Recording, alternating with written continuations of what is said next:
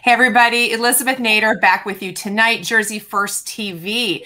We want to bring everybody to an update about our mask lawsuit that Jersey First has sponsored that we actually put into the courts a few weeks ago against Governor Murphy regarding the mask mandate. So we're going to do that first of all with Keri Avellini. Keri, welcome to Jersey First TV. Thank you, Elizabeth. We're going to get into an update about that lawsuit. A lot of people are asking the status and what's going on. And then after Keri spends a few minutes with us, I'm going to bring you guys Jim Agresti of justfacts.com, an amazing resource for true information about the great mask debate. So we're going to get into some incredible facts when we're done hearing from Keri. So Keri, we launched this lawsuit, and within, I think it was 2 days of asking people to join, we had over 1,400 people submit their names who were very excited about joining this class action lawsuit. You took that down to a lower number, I think, for ease in the courts. Tell us about that process. Right. So through the help of Jersey First, people were able to submit their information, their school district, their children and their ages, and sign up for the lawsuit. So as a matter of logistics, it would have been too difficult to have, 1,400 plaintiffs or appellants, although I would have loved to. So we narrowed it down to 25. So we had a full range of the ages of the children and throughout different areas of New Jersey. So we have a great group, and everyone remains interested, obviously, in where it's at. This lawsuit in particular was in response to Governor Murphy reinstituting the mask mandate this summer for school-aged children. In addition to that, he last week, as you well know, and everyone in New Jersey well knows, he has also extended that mandate to toddlers. So now we're looking at 2-year-olds being masked per the governor. So one of the questions I want to ask you, and we're going to talk about, how this lawsuit is proceeding, but does anything change for you with the addition of that mandate? Nothing really changes. We will go forward with our appeal. We will include the fact in our arguments that if the mask mandate fails as it is written in Executive Order 251, everything he did afterward fails as well. Right. Okay. So let's talk about the argument. You filed in state court, which is a little different than the other lawsuit we know that got filed many months ago in federal court. You chose state court. I want you to talk about why and then get into on a high level what the arguments are based in. Sure. There's a provision in the New Jersey court rules that allows someone to appeal an executive agency action directly to the appellate division. So there's no trial. You go straight to the appellate division and you tell them why the executive order is unconstitutional and should be strucken down. It's in state court because it's against Governor Murphy. We could have gone the route of in the federal court, but in this way, it was probably more likely to, I feel, maybe have a real hearing and a real decision that might benefit us, because we'll get a panel of 3 judges as opposed to 1 judge in the federal court. Okay, that makes sense. And the argument, I know other lawyers have looked at it, by the way. Keri, I want to commend you and also the team of interns who have helped at Jersey First, which is amazing. But I have heard through various well-respected lawyers that's an incredibly written brief. So thank you for being that excellent. The argument is based, as you said, in constitutional issues. Is that correct? Right. There's different constitutional issues. For example, we make a separation of powers argument that any action or regulations with respect to schools, the New Jersey Constitution says is in the purview of the New Jersey legislature. So the governor, outstepped his bounds. He's basically making law that schools have to follow when he's not permitted to do so under the New Jersey Constitution. We have other grounds as well, including, masks will deny the children's rights to a thorough and efficient system of education and the free public schools. And that's an argument that's specific to the New Jersey Constitution. And then we have our other arguments that fall under both the U.S. and the state constitution, which are the violation of the equal protection rights and the First Amendment rights and your substantive due process rights. And finally, we have other arguments that we're going to bring up as well. And one which I particularly like is that the governor did this, without conducting any studies. It's really a law or a type of regulation that should have gone through the administrative process where, there were hearings and people got an opportunity to present evidence one way or another, whether the mandate should be adopted. So I'm hoping that, one of these arguments will stick. Absolutely. Yeah, absolutely. So tell us, Keri, finally, where are we at in the timeline? I know people feel anxious about that. I think one of the things that we've tried to tell people is important that we go through the process obviously correctly, and that we're trying to set precedents so that this doesn't obviously happen in the future, overreach by a governor as Murphy has done. So tell us about the timeline as you know it today. Right. Yes. So we're in the we have a scheduling order that's been docketed, and our initial brief is due October 28th. After that, the state will have an opportunity to respond, and their brief is due at the end of November. And then we are given a reply, an opportunity to reply, and that'll be in the beginning of December. Thereafter, there will be a hearing and then an opinion written by the appellate division, and we don't have those dates yet. But it's important to understand that we have to go through the process this way because it's such a high. If we went in to ask for emergency relief, it's such a high standard to reach. It's in most cases it's almost impossible. So I didn't want to put all that effort in and then just get sent and told to go away, come back, in an ordinary hearing.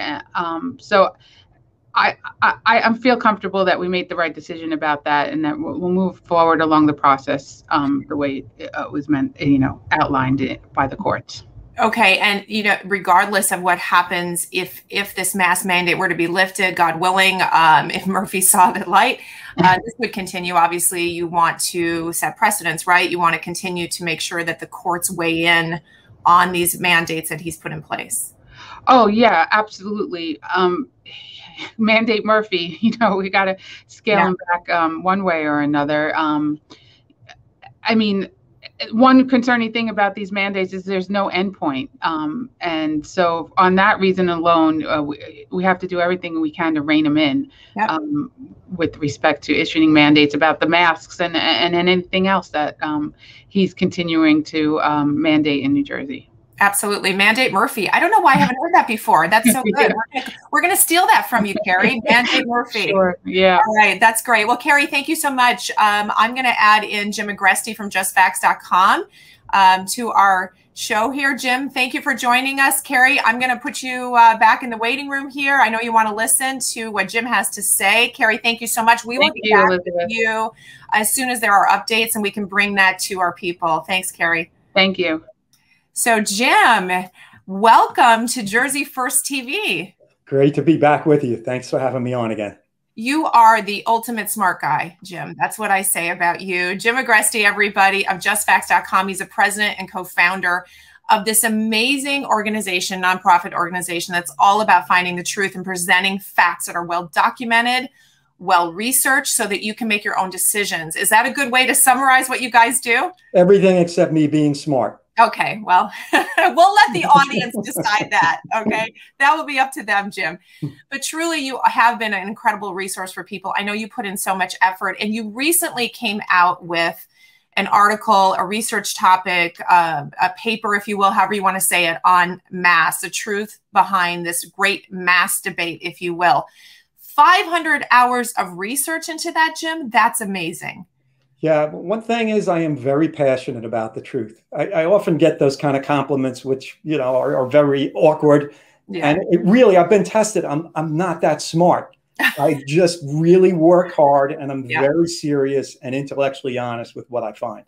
Yeah, well, that is important, right? It is what we're missing. I feel like critical thinking is hard to find these days, and I'm always encouraging people to really check out the truth that they're believing. One of the things that you say is opinions are not science. I love you wrote that in the article. Opinions are not science, and so much nowadays we're getting the science word thrown around, and so many people believe so many different things, and I'm not sure that they're really checking out the source of what they're believing. And you had a quote from Einstein in the article saying, science can only flourish in an atmosphere of free speech.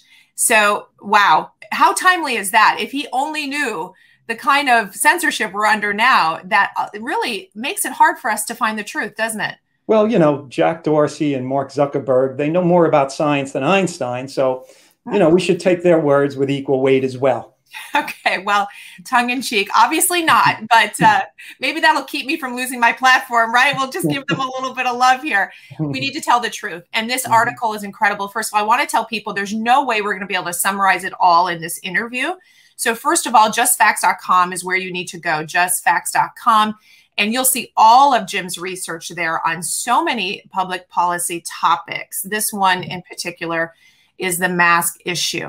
So let's start with a few different things to help people. First of all, research. You talk about the 3 levels of research. It's important to know what you're believing, where it comes from. Can you summarize those levels? Sure. So this actually comes from a World Health Organization document that was published a year or two before the COVID-19 pandemic.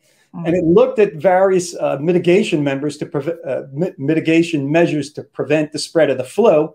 And it looked at masks and it said, there is no evidence. That's an exact quote. No evidence that masks help prevent the spread of the flu. And they went into detail about how they ascertain that. And one of the things is when you look at studies, there's always a study to prove one point or another. Right. Studies say, you know, it's almost like science says. It really doesn't tell you much. What you have to do, as explained by WHO and numerous other books about how to analyze data, particularly medical data, is you have to look at the quality of the study. So there's 3 general levels. One is the ultimate in clinical research, which is a randomized control trial, where you give a mitigation measure to people, whether it's a mask, at random, and then you measure and see how they fare. Another is an observational study, which is much less credible, where you just look at what happens to people. There's no randomization. You look at what happens after the start or end of a mask mandate, and you infer from there. Now, the problem with that is that there are hundreds of different other variables that could play into what's going on in terms of the COVID-19 pandemic or any other health condition, because people are complicated. Yeah. So there's always, that brings to mind the maxim, association does not prove causation. Correct. And this is something taught in high school math, but yet it is routinely ignored and flouted by journalists, PhD scientists, public health officials. Anthony Fauci does it all the time, and he knows better. Sure, he does. The average journalist with a journalism degree, I get it. They're easily fooled by this kind of thing, but Fauci knows better. Yeah. And then the last and least most credible type of study is a laboratory study. And the reason that's least credible is that it is an artificial situation.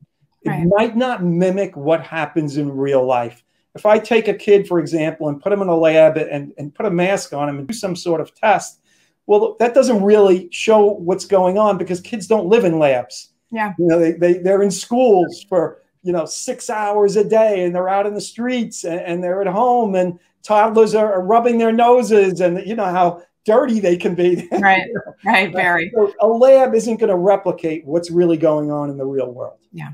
Okay, so gold standard, the one, if you're looking at research, you want to look at something that is a randomized controlled trial. Yeah, so an RCT to shorten it up. Okay, so that is what we're looking for. So when you did all this 500 hours of research, you focused on all of the RCTs that you could find to present information about masks. Now, one of the things that is interesting when you look at the progression of what we consider to be science, or what the journalists were presenting, or what Fauci was presenting, was that initially there was no talk about the aerosols regarding the spread of COVID-19, and that sort of affects the mask to boot. Can you talk about that a little bit? Sure. So just want to clarify something you said. So I focused on the RCTs, but really I looked at all these different kinds of studies. I really went through, I looked at more than 100 different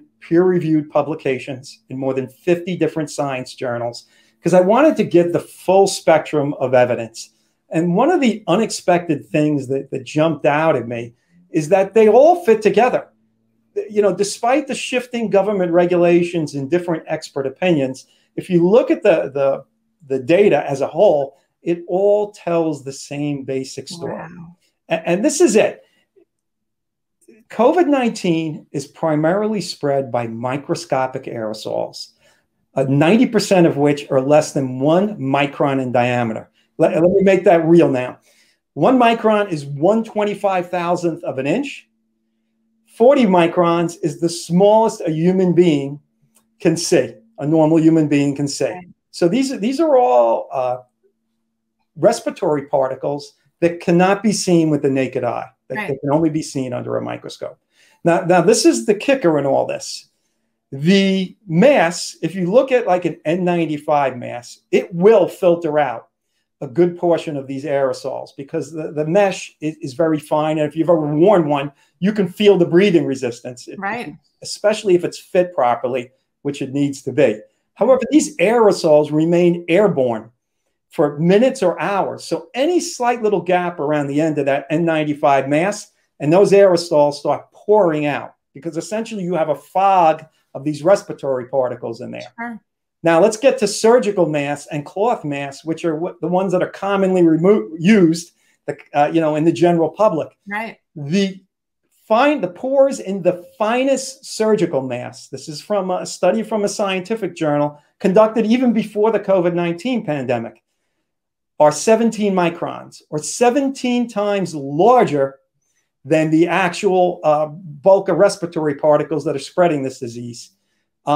When you get to cloth masks, the pores in the finest cloth masks are 80 microns, or 80 times larger. So I think you have a picture. Let's go to the picture, because this, now you can see what Jim is saying here. You can see how basically everything is getting through these cloth masks. And Jim, those are the ones that we see the most, but of course we also see the surgical ones, which were not developed for this specific application, right? So talk about this picture.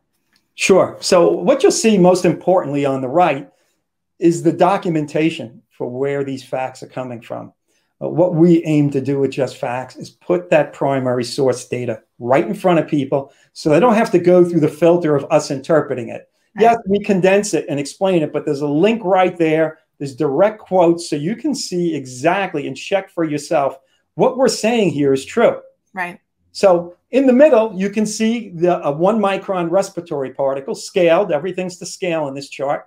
And then you see the pores in the average pore size in the finest surgical mask. And then the big circle around the outer perimeter is the average pore size in the finest cloth mask. Right.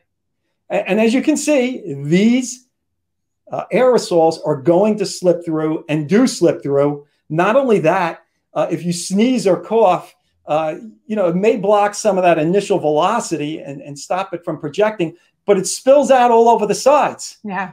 So unless you're in a room where people are only to the front of you, it's going to go all over the place, and it will linger in the air.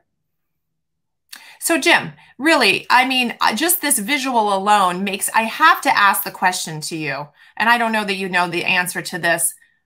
What is the reason behind this mandate when this science is readily available to everyone? Some of it frankly, is common sense. So at this point, with all of your research, what is your answer for why are we doing this? Okay, so it's really an interesting and really sad and cautionary story about how we got to this place. So for years, people presumed that infectious respiratory diseases were primarily spread by droplets, which masks will block. Okay, it's the spittle that comes out of your mouth when you're talking. It's a sneeze, it's a cough. These things you can see the droplets. Right. But what peer-reviewed journal articles have shown all along is that's not the case. That there's been interesting experiments, which I detail in the article, showing this conventional wisdom, which there's really no evidence for, has been refuted time and time again before the COVID-19 pandemic. And since then, multiple times. I think I cite 20 plus science journal papers showing this is not the case. So the mask mandate was brought in the words of the CDC and World Health Organization, based on the assumption that droplets are the primary means of this spreading. Wow. Now, there's something extremely dangerous about this, because this doesn't just apply to masks, it also applies to how you mitigate COVID-19. Right. And what they have done all along is says, well, we're going to try to contain it or block it. And you really can't do that well with aerosols, because they hang in the air, they're small, they leak. You find them, there was a study done where they looked at hospitals and they looked for the highest concentration of COVID-19 aerosols.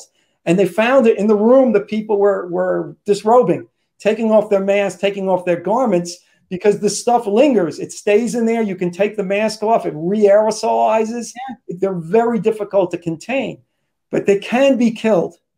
They can be killed through ultraviolet light.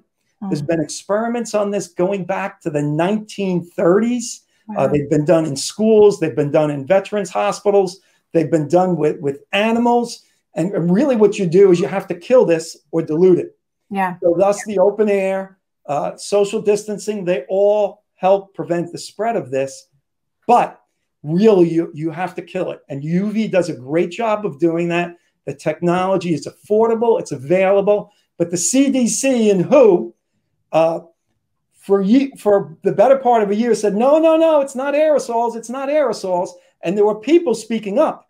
Scientists, 239, published an open letter in the journal Clinical Infectious Diseases. You had people on the WHO Transmissibility Committee telling the New York Times, these people are being stubborn about this. They're not looking at the evidence. And really, we're doing the wrong thing here to prevent this transmission. A lot's going to change. Here's a quote.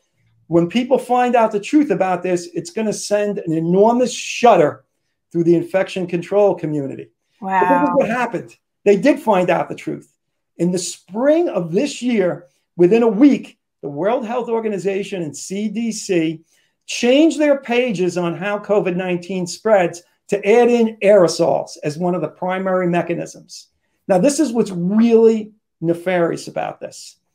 Before that change, when the CDC was denying aerosol transmission in most cases, saying, no, that's a minor mode, it barely happens.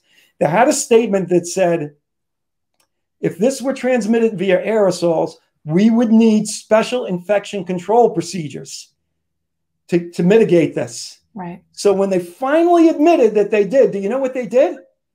They struck that sentence from the page. I've got it documented. I have our archives of it. You can link it and see it for yourself. They took that sentence out and continued. They put up another web page the same day saying, although our understanding of how this transmit has changed, we don't need to do anything different. Well, they knew they needed to do something different. So why are they pursuing this? I can't read their minds, but a very plausible reason is these people killed countless people through their incompetence, ignorance, neglect. And for them to come out and say, do the right thing, which is, hey, we were wrong about aerosols. This is what we need to do. These masks aren't really helpful. What's helpful is UV. We need to do something different here. They just basically covered their tracks. And that's not reading their minds. They did that. It's clear as a bell. Well, sure. I mean, you look at what the statement was and what the statement is now. And the impact of that is not just this ridiculous mask wearing, which doesn't make any sense per now what they admit, but they're not willing to go that far. But let's go back to the nursing homes and the understanding of the spread of this and saying it's droplets, it's not aerosols. But had they been honest about that or listened to the science behind it, would we have been putting thousands of people into these nursing homes and therefore killing thousands of people in the nursing homes? No, we wouldn't have been doing that. Or we would have equipped the nursing homes, people who are already in there, with appropriate UV technology. Again, it's relatively inexpensive. There's different ways of pursuing it. You know, you can put it in the HVAC system, which some of them have. But really, the best way to do it is to do what's called upper room UV, which I detail in the article, where basically you put these lights above people's heads, and it kills all the bacteria that, all of the virus and bacteria, by the way. It's also good for mitigating other diseases that transfer through air circulation to the top of the room. So you can essentially disinfect the room 50 to 100 times an hour versus a typical HVAC system, which might turn over the air 5 or 10 times per hour. So, Jim, this is a real pandemic. No one's saying this didn't happen. No one who does the research like you is saying, it's not there, it's there. The way we handled it, the way that we mismanaged it, and really the public so confused, not really knowing who to believe. We had an opportunity, a missed opportunity, to really handle this correctly from the beginning. That, I have to say, feels criminal to me. And we're at that point where no one is willing to admit it, and we continue to apply public policy that doesn't actually mitigate this pandemic, deal with it in a way that we could have successfully come to the other side. Now, how does that relate to the lockdowns? Because you mentioned that too, and I want to show this slide from New York, and I want you to talk about decisions related to the lockdowns and how that didn't really turn out the way that was sold either. So let me show everybody that slide. Talk about this. So this is from a press conference given by the noble Andrew Cuomo. Did I get the brothers right? Yeah, Andrew Cuomo. Yes, you do. And where he's saying, hey, we locked down all the outside places. Okay, we locked down parks. We locked down everything. And he's saying, stay home. You can see the first words order at the bottom of that slide, stay home. But if you look up, he's like, what I find shocking is almost all of this spread is within homes. You can see it's 66%. It's the dominant mode of transmission. And you're going to get this with aerosols. This is more indicative of aerosols. By locking people inside and not letting them go outside, which, by the way, the UV light from the sun kills aerosols. Sure. Of course, it disperses and all those other good things. You're essentially putting people in a situation where this is most likely to transmit. Wow. So right there is the evidence, right there. And again, we're not hearing admission of that. We're not hearing anybody say, oops, we messed up. That was the wrong approach. The good old get outside and get some fresh air and sunshine, which we've always known helps in any situation of boosting your immunity. Still today, the talking points are, maybe another lockdown is ahead of us. Jim, the frustration on the part of really the community, especially I got to tell you in New Jersey, when does this end? And how are we not seeing this as a political issue? It's hard not to. It seems that it's only political. Science has become a junk word at this point. Yeah, I mean, politicians use the word science like it's some magical incantation. Yeah. Like it suddenly turns their claims into facts. Or media outlets will say, experts say. Let me parse that for you. It's the experts we have chosen say this. Other experts say different, but we're choosing these people. You need to believe these people, which is the same as saying, I say, right? When they say the experts say, what they're saying is, I say, because I'm cherry picking those experts. Wow. Yeah, absolutely. Well, at the end of the day, it's on each of us to go do the research. And that's why your organization is so important. I can't spend 500 hours doing what you did, but I can go read it. And it was interesting. Your article is so in depth. You actually say in there, it's going to take you an hour to get through this. But how important is that hour, Jim? Well, think about what we waste an hour on, right? How many articles, newscasts, arguments have been about masks that really aren't centered on facts, but talking points and politics? Take an hour to get the facts. Yeah. And take more than that. I encourage you to dig back into the sources we've cited to see what we're doing here is accurately representing them. Because something I see all too often are citation bluffs. I even see this in peer-reviewed journals. Well, they'll cite another paper and said, this paper says this. This is my source for this. And I go read the paper and I said, no, it doesn't say that. Or it says this, but with these giant caveats that you're not even mentioning. Right. Just a little pitch for something we launched recently. We launched a separate initiative called Just Facts Academy. It's at justfactsacademy.org, where we equip people through these really fun and entertaining videos how to properly research. It's a skill that is not being taught properly in schools. It's not being taught properly in college. And these are life or death matters. That's right. I don't care what the issue is. Normally, it's a matter of whether somebody is going to live or die early, young, whatever it is. We'll all die eventually, but it's how, it affects people's lifespans. Absolutely. Of and course. Their quality of life. Quality of life, lifespans, everything. Not operating with the truth. It's not good. So you have justfactsacademy.org. You have justfacts.com. Now listen to the audience, this research that Jim put together and he cites and links to so much research out there. So you can spend more than an hour easily if you want to link to all these articles and see for yourself. There's nothing that Jim says here that is his opinion. There's nothing he says that isn't backed up by research. So if we're going to make big decisions, we need to make them with the correct information. And Jim, I encourage everyone to go read this because you and I couldn't possibly begin to summarize it all. It's so full of great information. It makes you a little frustrated that we've gone through what we've had to, go through as a nation, as a world. It's a cautionary tale that I pray we will learn from.